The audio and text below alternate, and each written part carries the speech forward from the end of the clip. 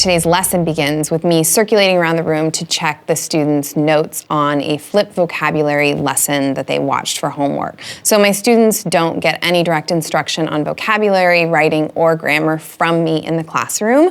Instead, they watch videos that I've created for them at home. So we're going to talk about how do you use each of these words and how can you test yourself to make sure you've actually used the correct word. So looking at who is a subjective pronoun. I underlined the word subject in subjective because we use who when it is the subject of a clause or a sentence. In other cases, we would get a worksheet and my experience in the past, and then you'd read over the instructions and try to do it yourself.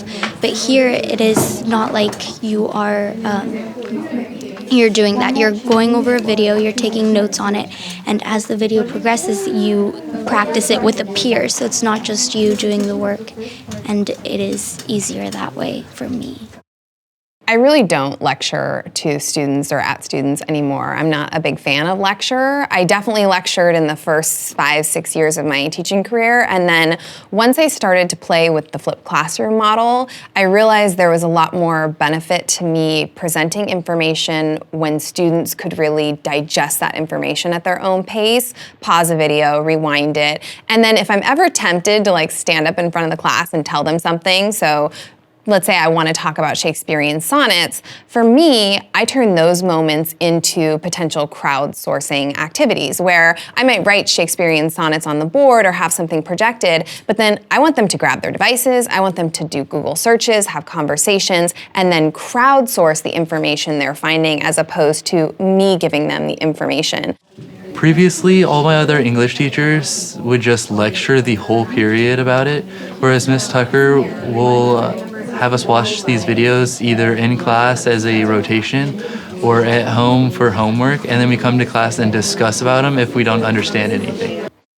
I think the flipped classroom is so popular because it's so easy to conceptualize in some ways. I really want teachers not to be so focused on the video and be more focused on how are you flipping and engaging students around that information, and then what are we doing with class time to get students to really creatively apply the information they're learning at home. So what pieces did you use to support your point? Is that she said they're basically being mocked by the government, by them hearing about how free everyone else is, but not being able to enjoy those freedoms themselves. Excellent. Anything else?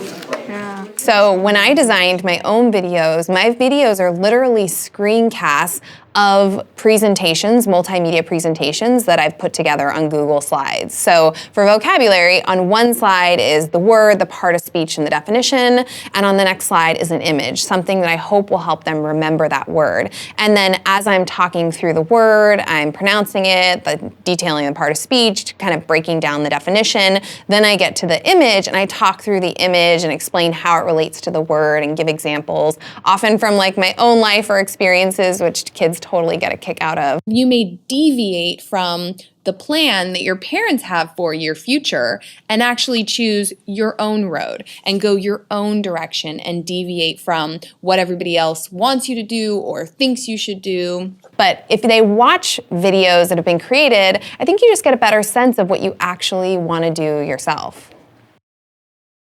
One misconception is that the flipped classroom, you have to flip with video, and that's not the case. I think you can do a really dynamic flip with images. So having students go on a virtual museum tour or analyze and discuss a really complicated infographic, or even with text, if you're using something like StudySync where they can use an annotation tool, they can look up words, they can make notes about what they're reading, then text can be a dynamic flip too. So I hate when the conversation is myopically focused on videos because videos really isn't the only way to flip a classroom.